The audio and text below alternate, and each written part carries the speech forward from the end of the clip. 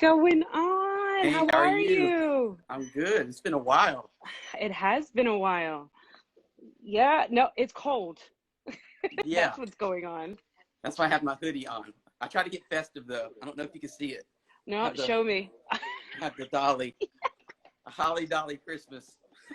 I love it. I love it, And man. I also gave you a different background today. You're the only person.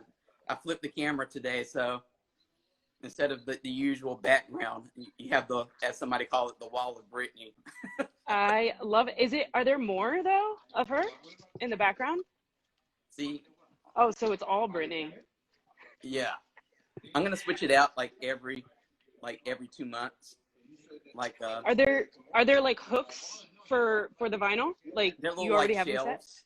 The little shelves? Little shelves Looks on good. command strips so I don't mess up the wall. But I'm gonna switch it out every couple of months to some other vinyl collection. So I think How many how, sorry, go ahead. no, I think January is gonna be a Mariah month. So I'm How many ready. slots do you have? 9. You should just do the whole wall. Get more. Uh, no, well I have a whole collection over here. So I'm just gonna Yeah, like you do. switch them out every now and then, and I have more coming, of course. So that's where half my paycheck seems to go to. Hey, listen, it's all good. It's 2020. You get to indulge in what you like. Exactly. So Mm-hmm. where are you beaming in from today? The one and only Sanja's Smoke Shop. So I'm here. Can't really smoke in the TLE lounge right now. So I come here, my home away from home. Lots of cigars all around. So, you know, it is what it is. I'm happy to be here. I'm happy to be here with you, dude. It's been too Yeah, and I'm long. happy for you to be here. Like when I've always said, I've always given you credit as helping me put this together or inspiring it and telling me like giving Oh, me little tips along the way. So oh even man, from the thank beginning, you. when I know a couple months ago I asked people when I was doing the part 2 of this season, like who do you want to see on it? And like your name came up several times. So I was waiting for like a good time to have you on because I felt like this is, and you probably had this experience doing these lives. It's almost like making pancakes. Like the first few probably don't turn out as well Yeah, as you like because you don't know what to anticipate and technical issues and all this stuff. So I said, sure. I wanted to wait until I got to a comfortable point to have you on so that it was a little bit better of an experience. It wasn't wasted. No, it's never a waste with you. No, I mean, listen, it's all that means a lot coming from you. I appreciate you tons. And when you started Deep Cuts, it was there were so many people on there that I really wanted to hear from, and how you took it and the direction that you went throughout each interview was very specific and very personal to each individual. And you, of all people, know like what these people are really about. Like you know them probably Oh, more than a lot. most of them. There've been more than actually there've been a lot of people on this year that Hmm. I have known, but I've never had a conversation with. So what you saw on Deep Cuts for the most part was like me having my first real conversation with them outside of a hey, how are you doing? Or waving at them on a trade show floor or at an event. So Yeah, it's been a very experimental. And I tell people there's no script, so I don't send people questions ahead of time for Deep Cuts. I just kind of wing it, and it's worked out for the most part. There's only been one or two that's been yeah, like, hmm. yeah. I get it. I mean, I mean, on TLE, we definitely know like how that works. Some people, you would think that there would be a little bit more conversation, but then you have to work a little bit more to get something out of them. Maybe just because they're so used to certain interviews and questions, but when you are asking them personal questions, just like about them, they're like, I is it okay to say this? Like, it's like, is it okay? Yeah. So what I wanted to do with you is a little bit different from what I do with most people, because, you know, you and I talk all the time, and Hmm. we've told different parts of your story throughout tobacco business and at TPE and everything else that we do. So I wanted to give people a chance to get to know you, but in a different way. So Cool. I want you to give us an intro of yourself, but then afterwards, instead of me asking you like the usual questions like I kind of usually do, and I'll still ask some of those questions, I want to kind of turn this into like the usual kind of end of the year kind of, what are some of the things that kind of got you through the year, like favorite Hmm. thing wise, because I know you smoke a lot of cigars, so you probably smoke more than I do. I know you do. Um, you know, You're and catching up. You're catching up. a little bit. And so, you know, and I'll like jump in for some of these things too and kind of share with people some of my favorite. I just have 3 cigars that I chose, not because I only thought there were 3 great cigars, but just because these are ones that I've actually smoked, you know, in the last year or so. And I Hmm. want to share those with people. And I want you to share some of your favorite picks at some point today Sure. for people too. And we'll just go from there. And it's kind of like a favorite things show. It's like Oprah style, except for people aren't going to get any free stuff apparently. No, you got Not to from, put that not in from there. us, not from us today. But it gives people a little idea of who we are and kind of the things that makes us tick. So that would be a Sure. fun way to kind of end out this first year. Your conversation number 52 that I've recorded in some way Wow. or manner and shared with people. Of course, through the magazine, I've had other conversations, but you're like 52, so this is it for the year. For the year. So I'm honored. right. So start off by telling us how you got into the industry, and then how did you know, and a little bit about TLE. What is Mhm. it? What makes it different from other podcasts, video podcasts, stuff like that? I may get a little too raw. I don't think anybody's ready for it. No, they're We're ready ready. for it. Yeah, I know. um, I mean, a little bit about me. I've been smoking cigars for over 12 years. Uh, you know, I got connected with some of the folks in the cigar industry. Wow, how long ago was this? I'm gonna say like 5.5, almost 6 years ago. I started doing social media work for Cornelius and Anthony. I was with them for quite a few years, and I learned a lot about just the personalities. I learned a lot about cigars, not only their line, but what really goes into manufacturing. I realized a lot in how much the cigar industry was missing through social media. A lot of them didn't think that this is a huge part, like a crucial part to have a part of your company. Um, and I think a lot of people realized that when I took over Cornelius and Anthony's social media page, and how much it grew, and what kind of awareness uh, was put out there, a brand awareness was put out there for all over the world, and it didn't hit me until like when I went to Enter Back and realized like, hey, listen, we've touched so many lives via social media, um, through just social media and just sharing photos and reposting photos. And while all this was happening as well, is I was working on my brand, Erican, and in my outlook on that, as you know, and a lot of people already know, for those who don't know, is hey, listen, all it was, and kind of still is, it's all being sexualized from the female side. It's just the same, boobs and ass. And there's so many women out there that have the knowledge, but don't get enough recognition. I felt like they needed a voice, somebody to be up front and center and just be honest. So me hiring a photographer, and Eric, and growing to a certain level, and Cornelius and Anthony was no longer there, and I continued on with Eric, but then it hit a plateau, right? And through social media, the algorithm and so forth, the voice and the message that I was trying to get across, and it wasn't the same message. It was all these types of messages. It was like, all right, I have questions about certain brands. I'm not getting the answers. Like, brands that I would contact and say, hey, listen, I love your cigars. I want to give you some dope ass content, but they didn't give me the time of the day. And then they went a different direction towards, more sexualized direction. And I said, you know what? Okay, it is what it is. Of course I'm going to be a little salty. Of course, anybody would be a little salty. A lot of the guys out there that are seeing all this, they're like, this is just bullshit. Like, what's going on? We need more of something else. Give us something refreshing.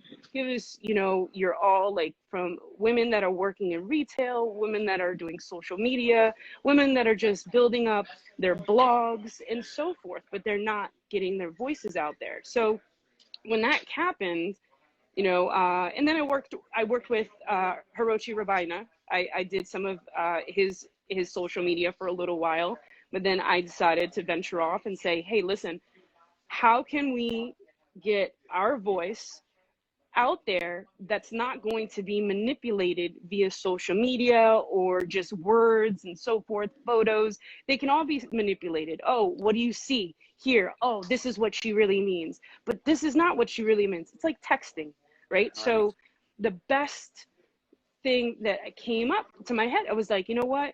Podcasting. I was like, I listen to podcasts. Why am I listening to these particular podcasts? Because these podcasts have been all for the consumers. If they, hi Sanj. Sanj wants to say hi.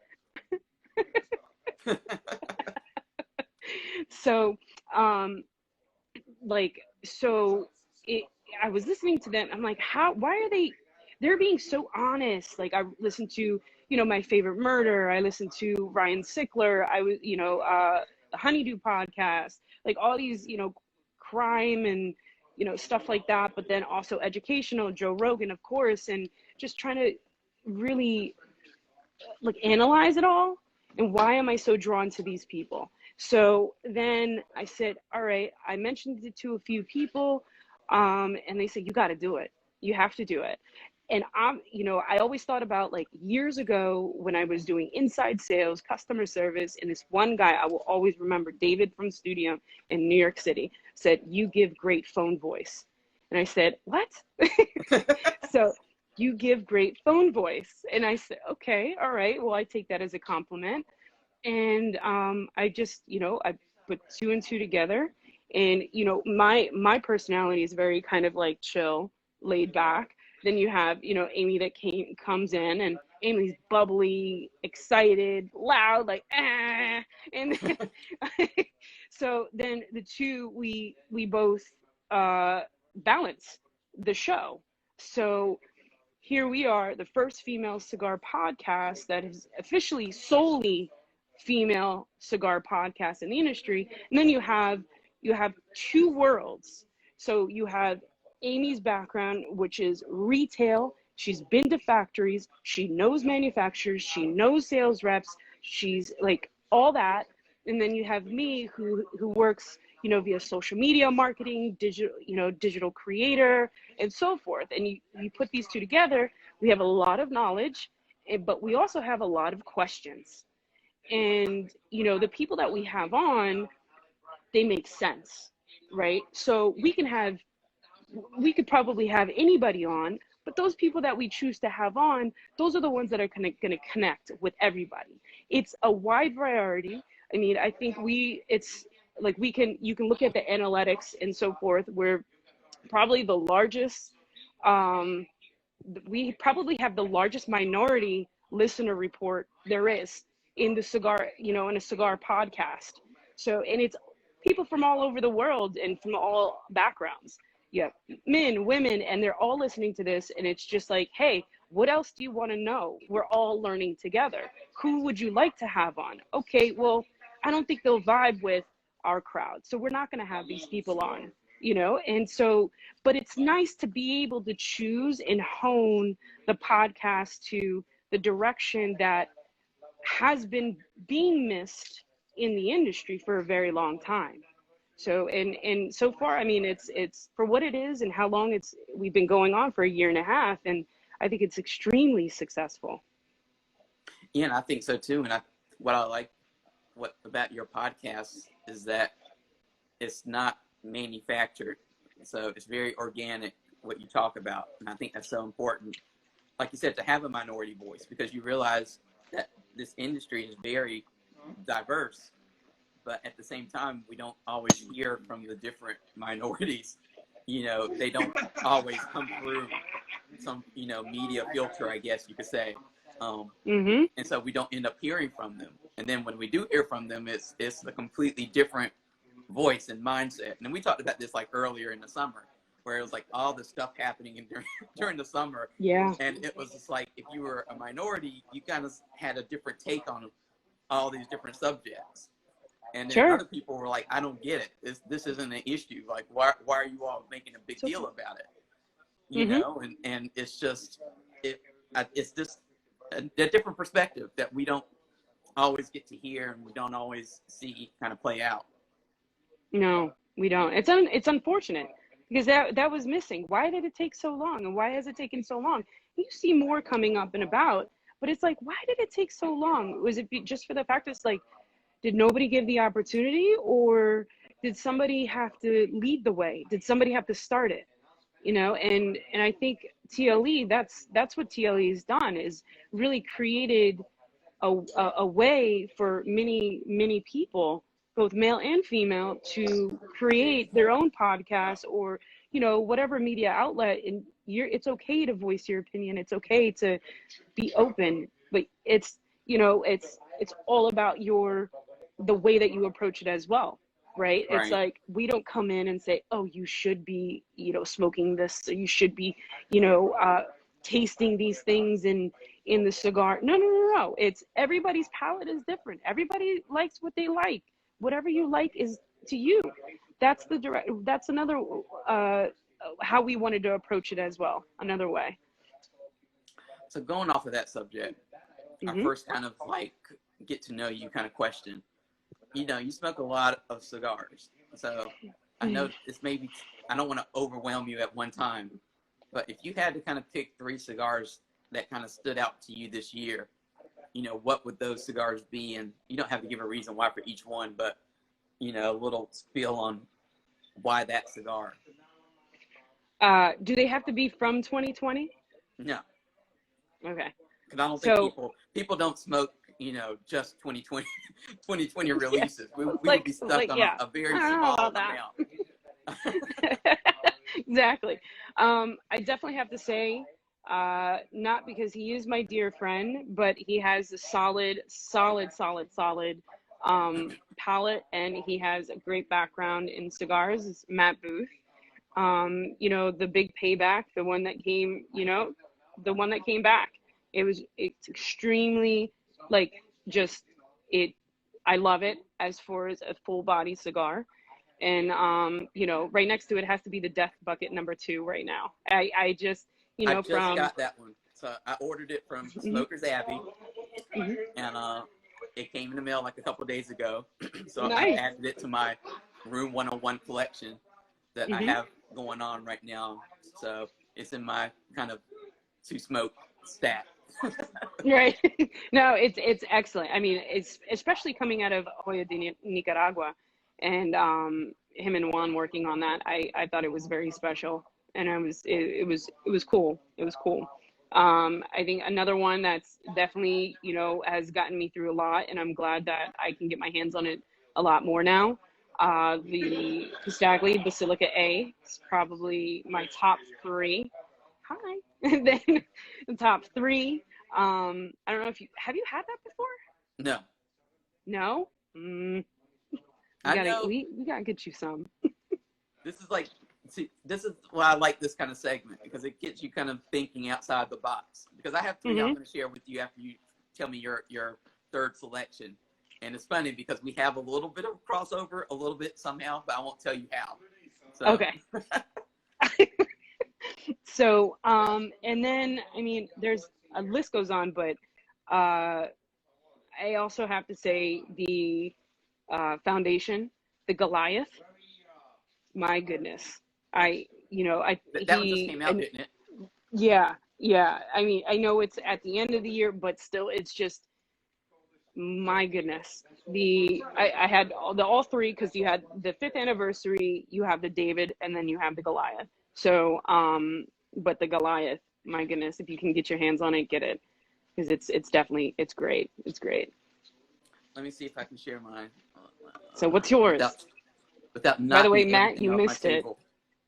I know. Matt, I know, Matt, you were number one, my friend. So I would say number 3 that I've smoked this year would be the Don Pepin Garcia original. So the blue, as they call it. I had this one in January while I was at TPE, and usually I get kind of midway through a cigar and I'm kind of bored, and I'm just like, I can finish it or not finish it and not really care. Right. And then but this one I actually like finished pretty much. So I really like this one. So that's my number 3. Number 2, this was my room 101 choice, was just Farce. I had this one. I don't think it was this year, but it was like last year while I was at Havana Fields in Greensboro. So it was during a Room 101 event, and that was my first time having it. So I really like that one. I usually look for cigars that I can smoke that will not completely blow out my palate, in one puff, and that I can have a conversation with and not feel overwhelmed or sick and stuff like that. So I'm definitely more of a mild person, and mild cigar. So my top one, the one that I've been talking about all year, and like everybody asks me whenever I'm on somebody else's podcast or whatever, they say, "What's your favorite cigar?" So the Avo, the classic Maduro. Okay. Yeah. I don't know if you've had this one. Not yet. Okay, so this is my favorite one. So I had this one back in February for the first time at a event when we could have events before Corona, and I just really liked it. I just thought it was a great blend. I like it just kind of all went together, very smooth, nice look. And I think the Avo brand kind of gets overlooked a little bit because you think Davidoff white label stuff, like the Winston Churchill stuff. And the Avo stuff is really good too, though. And it's usually, the marketing behind it, and I'm not just saying that because Eddie's watching, but it's I was all going to ask like that. a really Say, fun, wait a minute, because you. I know. I'm just kidding. Really fun brand. Really fun brand. I'm a music person, so I like all the musical, like marketing and little tips of the hat that go into it. So those would be my top 3 for this year. And I have a whole bunch of other cigars I just haven't smoked yet, so I can't really speak on yet. You better get up on it, man. Buying. It's just You gotta so start hard smoking in North Carolina to smoke anywhere, without like feeling like you're a criminal. So, but not even in your car. I know. What about your car? You probably could get away with there, but I rarely drive. With listen. COVID. Get in your car. You're outside. Put down the window a little bit. Throw on some Netflix. Put your Bluetooth on and just smoke it out in your car. That's what I do too. I do it all the time in my driveway. That's something to take into consideration. I'm not a big car person. Like that's the New York part of me that I like is not needing a car, the subways and stuff like that. I hate cars. I'm like one of those people who just hate cars. I hate driving. So COVID in that sense has been great because I have not hardly gone anywhere. When I crank up my car, it's just to make sure that it still works. Like I cranked up my car last week for the first time in like weeks. And I was like, it works. I know. And I was like, it works. Awesome. But that's where we are with that. All right. Now I know that you and I had talked about books this year too. So in terms of books, what kind of book what books have you been reading this year that kind of got you all excited?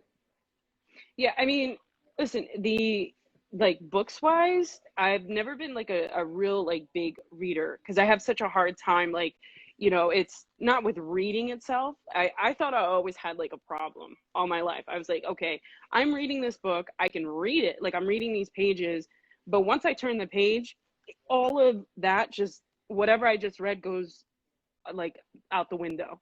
I've always thought like there was something, you know, weird, but a lot of people have that. A lot of people, you know, have the same situation. There's the name for it and so forth. So, and you also have to teach yourself like how to actually like really focus in on a book and read it.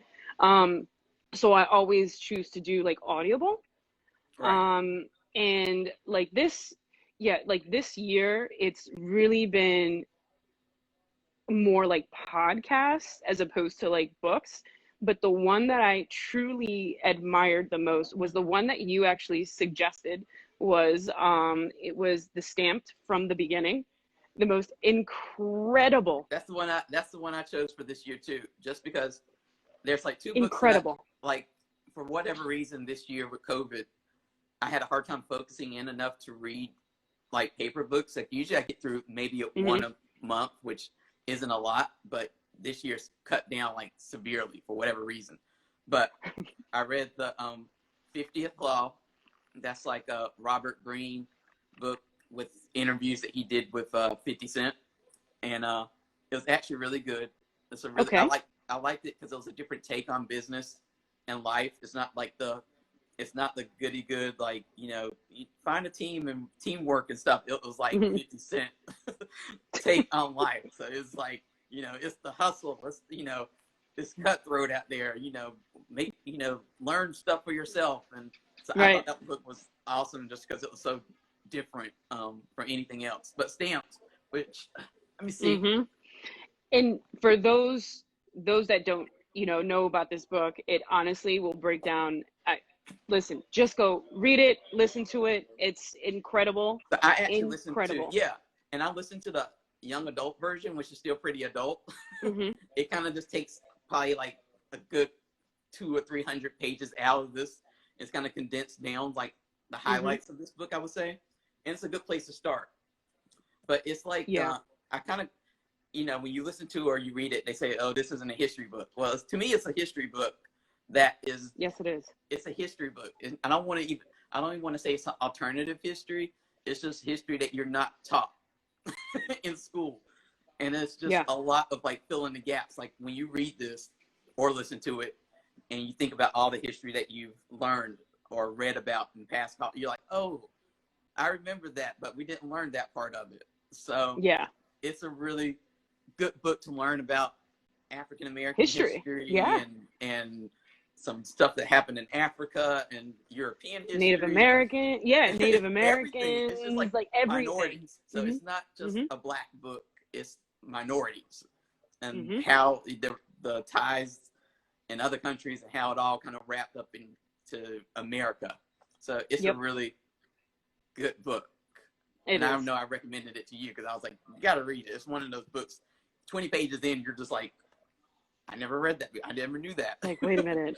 I had to like Right. rewind like a whole bunch of times. I'm like, wait a minute, what? Let me write notes down. Like, really? Like that at that. Right. So I go back to them and start to listen to it again, and at some key points that I really want to understand. And then, you know, I'll look it up, and it's a lot of information. Like it's just like the other one. I do have another one that I'm like, that's another one that I will always listen to. It's called Propaganda by Edward Bernays, Okay. and it's just all how like it goes.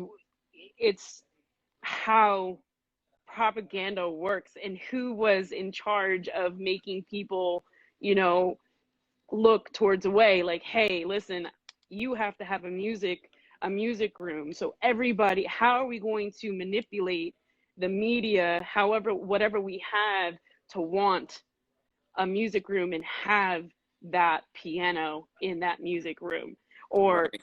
politics, or, you know, anything, a business. Like after I read, like I listened to it multiple times, and then what I see the cigar industry, and I see how some people, I feel like some people have studied this book in the ins and outs, and I realize what kind of things that they're applying to their social media and, you know, certain uh, media outlets. It's educational, but it's scary at the same time. It's crazy because it only takes like one person to be able to realize how they can turn heads. And for this one person, it's super easy. And there are quite a few people that do. Like, you have to read it. I highly recommend Propaganda by Edward Bernays. You know, that reminds me of a book I read. One of the few books I read this year is like the Sociopath's Guide to Getting Ahead or something like that. No, and I'm not joking. Like, I read this book and I was in Barnes and Noble before COVID, and I saw the cover and I was like, oh, sociopath. I was like, it's like in the business section, and you read it and it was just like, and I was like, wow. I was like, it's just, again, it's like a flip on what you're used to hearing, and it was like how to, you know, how to just manipulate media and people to get what you want and to get the message across, you know, like coming up with your own facts and pushing that out, and how to push those facts out to make it so that people buy into that idea that that's the truth. So it's a really interesting book. I will post about it. It's probably in my Instagram, because if I read it, I probably took a picture of it. But it is really interesting. I mean, you'll see some people have that look, that psychopath look in our industry, right? They'd have it, and you know who those people are, and a lot of people know who those people are. And it's just the way that they react to certain things, and how they attack certain situations. Like, okay, like I could see, you know, you traveling all over the world. Where are the bodies? Like, where? How many bodies you got out there?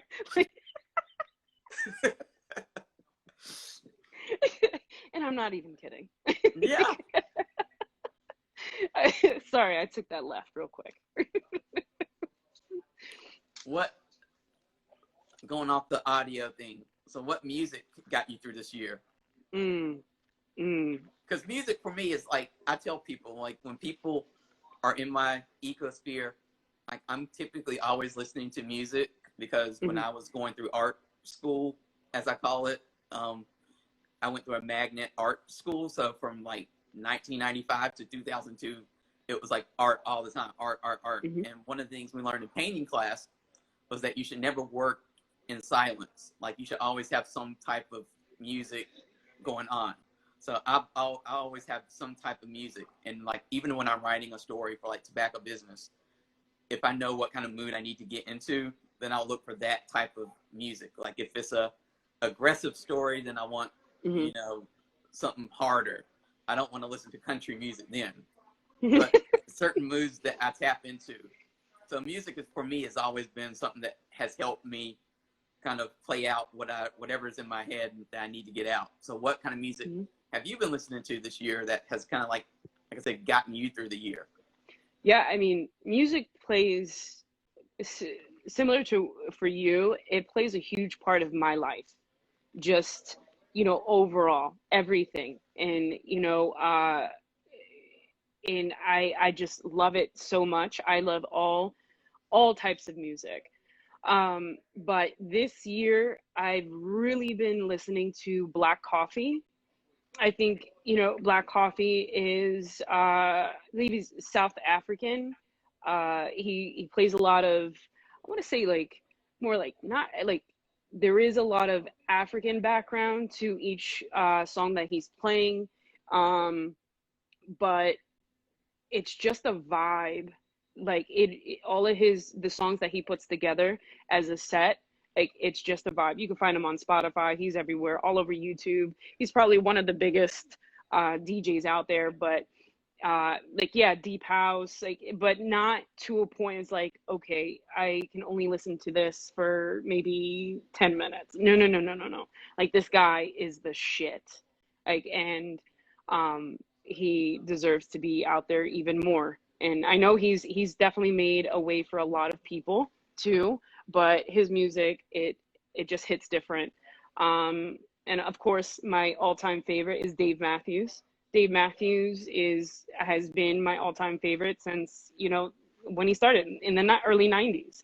But Dave Matthews definitely takes folk indie to a whole new level. And a lot of people don't give him a chance just because it's like, oh, this guy's voice is really fucking weird. But like, but a lot of respect for him. He's been doing like shows, not this year, but just shows since the early '90s and hasn't stopped. And they're diehard fans.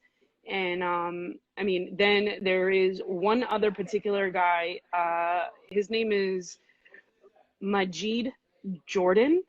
He has really good stuff. It's kind of like house, but not really. It's just like a just feels, man. It's Majid Jordan. But highly recommend him. You would really like him a lot. You And think so? I I'm think so. very particular. Yeah. No, this one I think he would, and Black Coffee. I think you would vibe out. I think especially knowing like your background, I think this will be a little bit different, a little bit more, just I don't know, it's just a vibe. And I have to say the last one, Nirvana. Nirvana, it's he so many feels. So that's the one when you want to write a hard article, whatever, that you have to get through something. You're like, okay, fuck COVID. Let's listen to Cobain. Let's listen to him. I got to get through today. How am I going to get through today? So I loved all of them. But the list goes on again with them. Yeah. Like music is my life. I think I probably listened to Lady Gaga's album probably so much this year. Like I don't have Spotify, but I have Apple, and I was like excited to see what songs I've been listening to all year. And it was like, I was like, this is like just Lady Gaga's album, like the whole top whatever. And I was like, this is ridiculous. So I listened to that album a lot. I'm trying to think what else I've listened to. I've listened to yeah, like Matt said, obviously I've listened to Britney.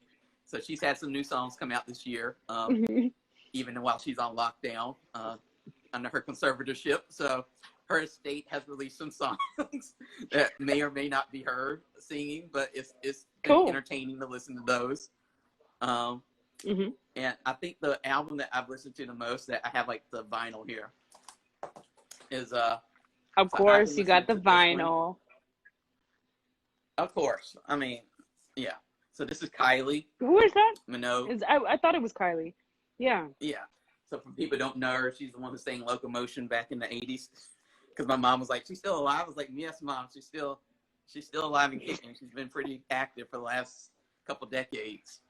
But the disco She's album, Australian, right? Yeah. Yeah. So the disco album has been really good because they came out right during the election. So it was just like everybody was like waiting, and then I remember she actually put on like a virtual concert. So it was like the night that they kind of first decided it, like one of five, this is the person who won. She was performing her virtual concert around the world. So it was nice. It was nice to That's cool. and be like, like this is it. We can move on. Yeah. Some people came out with like some dope concerts. I mean, I know Billie Eilish came out with a nice concert. She did. I mean, Bad Bunny was in New York City.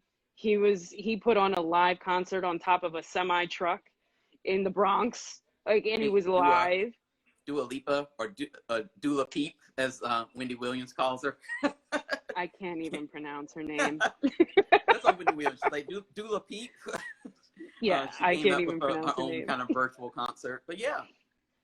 Yeah, some people did it. I mean, kudos to them, because that's, again, like some people, adapted and created something really, really cool for us, during this weird time, and, just to take our minds off of something as, all the madness.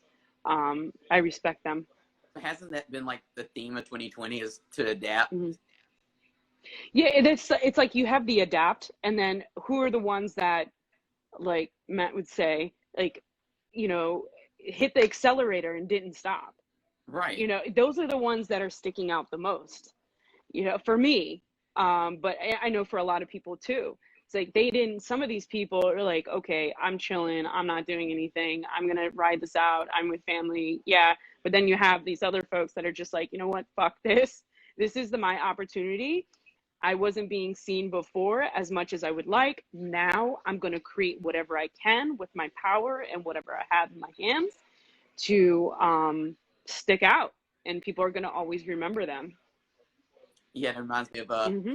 Dolly Parton. She just released a book of all her lyrics and stuff, and she tells the stories Mm-hmm. behind lots of her songs and stuff. And she was being interviewed by Oprah, and she's told Oprah that, you know, she would rather wear out than rust out. So We're she's out like, them. she Yeah. was just that mentality of just like work, and you Mm-hmm. know, don't let whatever the circumstances kind of keep you Yeah. down. So that was a good lesson, because I was like, yeah, I can agree with that, because I think we all at one point this year were just like, what do we do now? Like, we can't Mm-hmm. travel, we can't go to the events, you know, Yeah. what do we do? And we're still like that a little bit, because we're like, Yeah. Yeah. you know, because events that were supposed to happen in January, February, you know, are getting canceled. So we're like, what do we do now? Like, how do we pivot? How do we kind of take advantage? And that's been a big lesson for me, is just how do you take advantage of, you know, take a bad situation and you know, find an opportunity in it. Yeah, for sure. I mean, we all got a chance to like, listen, you need a mental break. You need to disappear for a little bit. And then, you know, just, and then just like, all right, refresh button, but you got to keep going. You can't stop. Like, you know, TLE took a couple days off and so forth, but still, we needed to keep going. This is not a time to stop. This is a time, what we did in the beginning of quarantine. We did it. Michael did it. Like, all, I think the three of us hit the most in the beginning. We started the lives. We had these interviews. We just, before even Facebook lives were going on, us three, I think all of us, TLE, Michael, Deep Cuts, we all started it, and we just hit the gear, and we did whatever we could at that point. And then, you know, I said, you know what, Antoine got it. We can now I we'll know you focus told me on that, this. and I was like, Antoine don't got it sometimes. Antoine's You know, like just you winging it got it. here and just trying to make it through. For me, it was just about I wasn't able to travel and get out there. You know, we didn't have the trade shows that we usually do. We didn't have the events to do, and I was like, I could either sit here and just disappear for a year or however long we're gonna not be able to travel and those all the stuff, or I Mm-hmm. could like do something. And I was like, I'm not comfortable in front of a camera. I'm not comfortable speaking to people in this open environment, but I'll try it. And it's not been that bad. Like I said, it's No, only you're been, handling it. yeah, and it's been nice to speak to 52 different people. I know I was speaking to Ben a couple of weeks ago, and he was like, you Mm-hmm. know, in what other year would you have had 52 different conversations? And I was like, none, because I would have just, they weren't conversations. They were just me seeing the people at a trade show and waving and taking a picture and moving Mm-hmm. on and kind of hanging out in the corner. So this has been new, and I'm already trying to think of how to continue this on into 2021 in a new, not new way, but in an upgraded way. How you know, raise Sure. the bar a little bit. I think you raised the bar pretty high, my friend. There's always more room. There's always more room. Always more room, but I There's think always more room. you got up there. The ceiling is high. So, you know, I like reflective stuff. So with this being the last deep cuts for 2020 and all, and you know, Mm-hmm. what are some of the lessons that you have learned from this year? Geez. Honestly, just take a break when needed. You know, I think it's just like, even though we kind of were on a break, I mean, for I've been busy, you know, personally with my full-time job. It's never been busier. Um, you know, a lot of people in real estate, they're buying houses, they're redoing their houses, so people need help designing certain things. So it's just been Zooms, FaceTimes, phone calls. So it's just been crazy. And you know, I got to a point where it's like, I almost had like a complete mental breakdown. I was like, oh my, I can't do any of this right now. I can't, what's going on? Like, I can't breathe. So if I wanted to go to Florida, if I wanted to go to Texas, California, I can't go anywhere, like, without feeling like I'm signing my death certificate, Right. you know, like, you know, with COVID and all. So it's just sleep in if you wanted. You know, you can sleep in. You can, you know, you can change a meeting to a different day. Like, you can, it's okay, um, you know, to just be kind to yourself. I was being so hard on myself. It's just like, damn, like, I'm not, it's not that bad. Um, but also, think about this whole year is just think about what else you can do to contribute to the cigar culture. You know, we moved from the lives, then we transferred over to having all these guests on. Um, you know, I think it just realizing, I think the biggest thing was we worked so hard, and you know, I one particular podcast episode that stands out the most is probably Paul Rosenberg, you know, from Def Jam. Everybody knows him from Def Jam. Now he's Shady Records and Goliath. And just to have him on and him saying, like, this is the first cigar podcast I've ever been on. And here's this guy. It's like, what? Like, okay, well, you know, it's just like, wow, we have these guys that we can just, you know, sit back, guys and girls that we could just sit back and talk. And if we stopped, this wouldn't have happened. You know, we Right. wouldn't have been able to talk to all these guests on that we have on. And so many people have been, you know, open to having the conversations with us and saying, like, you could give yourself a break, but you don't have to stop. You can figure out a way to overcome this obstacle of the mental obstacle that you're going through. And you can apply it to something that's going to make you feel good. You know, having guests on, doing this, you know, I was like, damn, like, I haven't done a live in a long time. This is refreshing, you know, especially I'm not the host right now. So I don't have to think right now. I'm going off of your questions. So it's fun. And but if I would have stopped, it would have been like, what? Like, this is all that time was wasted. So adapt, but then think about how we can change things up. And I think the way, that being said too, is like, that's why TLE is where TLE is at right now, because we didn't stop, you know? So, Yeah, yeah. I think that reminds me of, I was watching Eckhart Tolle on the pandemic news, as I call it, the 1 o'clock news, all dedicated to COVID stuff. Really weird, but he was saying, you know, there's no such thing as problems. That all your problems are situations. He said, you know, so much stress comes from us looking at a situation and misinterpreting it and saying it's a problem, because problems Mm-hmm. we don't know how to overcome. Situations will come and they'll pass. So, Mm-hmm. you know, for me, this year has been all about being more present in the now. Like, because I'm a person who's like I can easily worry about what's going to happen next week. Like, my agenda, my list of things to do before we need to close down for the, you know, basic for the year, you know. But, you know, focusing in right now on this conversation, being present in the now. Mm-hmm. You know, when I'm having a conversation with somebody, you know, being present, you know, not worrying about that email I never sent, or this thing that I need to write, or this and that. So I think being present for me has been a big thing, that is something that you have to learn. It doesn't come easy, because I'm, like I said, I think most people live in the past and they live in the future, and learning to live in the right now and enjoying the right now is hard. So for me, It's very hard.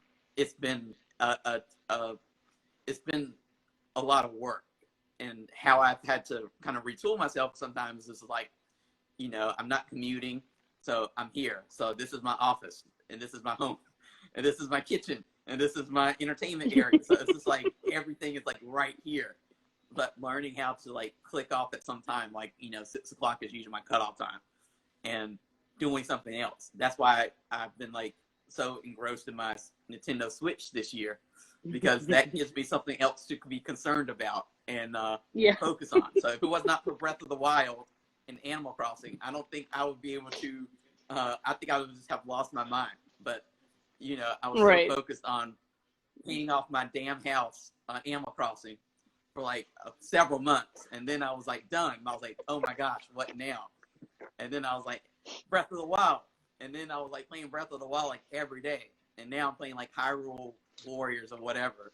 And there's other stuff that's come up. So for me, being present, learning how to focus in on the present moment is nice because then you I mean, I think of myself last year, and I was always like worried and anxious about stuff. And now I feel a little bit more relaxed because I'm just like, you know, it is what my favorite phrase right this year is like, it is what it is. So I've done my part. It really is. And now I'm going to go off to my island on Animal Crossing, or go off to Hyrule and kick some butt, you know, beat up some moblins or whatever. So I learned that lesson, how to be present, and and the importance of looking up. I read some book this year, and it was like, so many people forget to look up. And I'm like, at first I was like, that's crazy. But then I was like, no, it's not, because usually we're looking down at our phones. You know, we're looking, you know, when somebody's speaking to us, we don't like to have that eye contact because it's like weird. So being able to look up sometimes, like when I'm out, like I take a walk every morning or every afternoon now that it's a little bit colder. And usually I try to look up. And sometimes I found a nice, interesting, like, tree. Like a couple weeks ago, there were all these, like, the trees were turning colors, and they were all like this fiery red color. And I was taking pictures of the trees as I was like walking, just so I could remind myself of that when this winter and it's like dreary outside. So that kind of stuff has been kind of important to me. And the last lesson that I learned is that everything has its place. So everything has its place. Right. And this is such a easy lesson, but like getting organized and finding a place for everything. Everything. And even finding a place for yourself. So like for you, it's like in the podcasting world, in the TLE, you know, and for me, it's kind of in the magazine world and doing what I do for magazines and knowing what my strength is and what the magazine strength is and what we're not about, and not just saying, okay, like whatever, like, yeah, we'll do that story. Sometimes I'm like, that's not who we are. No, that's not who we are. I respect you for that, because I think, you know, a lot of people don't even realize what you've done for the cigar culture, because you're choosing the stories, and these stories make sense. And this is, you know, it plays a huge role on where TLE wants to go as well. And that's, you know, we get to choose, okay, that's not us. We have a mission. We want to connect with everybody. You know, everybody has a place in this industry. Nobody has to feel like they're an outsider, because they're not. Nobody is. So you know, I can definitely respect that, and you know what you're doing, and I appreciate what you're doing for the culture. And I'm very proud of you, man. And I'm honored that you and I have definitely grown together, and we've been a part of each other's journey for many years. A lot of people don't even realize that either, you know, and we've done some really cool shit together, and I've had so much fun with you, and I appreciate you so much. I really do, man. And the feeling is likewise. And since we're nearing the last couple minutes of our interview, I want to give you time to do the spiel. You know, tell us about how to listen to TLE, how to follow you and Amy, what's all the social media plugs that we need to be aware of, so that we have enough time before the Instagram thing cuts us off. It's all good. Yeah. If you want to follow the podcast page on Instagram and on Twitter, we're not too active on Twitter, but you can follow us both spots under TLE_podcast. On Facebook, we're TLE podcast, no underscore. You know, you can always shoot us a DM if you have any questions, like anything like business related or anything like that. You can always shoot us an email. You know, we're open to topics. We love to talk about anything, and if you want to hear something, if you want to see somebody on, we'll take suggestions. And yeah, I mean, you can follow me here. This is my personal page, Erican, where everybody's watching me now. And then, Amy is Blossom Smoke. She's in here somewhere, but I'm sure everybody knows Amy's handle. But yeah. I want Amy on season 2, so sometime in 2021, because like you said, she has a very distinct bubbly personality, so I know that will be a fun interview to do. So yeah, Amy, plan to be on plan to be on in the new year at some point. Awesome. I'm looking forward to seeing her. So in the last couple minutes, somebody did ask a question. They wanted to know what was our favorite Britney song. I guess inspired by the wall of Britney behind me. Probably what the first one was, Hit Me Baby One More Time. I remember that like I was in middle school. And I remember the pigtails and everything, the school. I remember thinking she was I was just like, I remember when that album came out, and I was like, I mean, we were in chorus and the choir, and I was just like, I can't believe we're sitting here listening, and then all of a sudden here I am years later, and I'm just like, I can't get enough of Britney. I don't know what my favorite Britney song would be. I think I would just have to go with Oops, because you can't go wrong with Oops. I mean, you hear Oops, I Did It Again. That's just a nice phrase and catchphrase and everything. So I think I would have to go with that for that person who asked. But there's so many Britney deep cuts. We could have a whole episode just about Britney deep cuts. You should. People would just their mind will be blown by. You got to get her on. Oh yeah. I'll speak to her handlers. I'll speak to her dad about that. Sure. You should. Be like, listen. You got to get her on. All right, guys, we got to get together and get Britney on with one. Make the movement. Start the movement. Exactly. Well, I want to thank you for being on today. It was awesome to catch up with you, and thank you for being my final guest of 2020.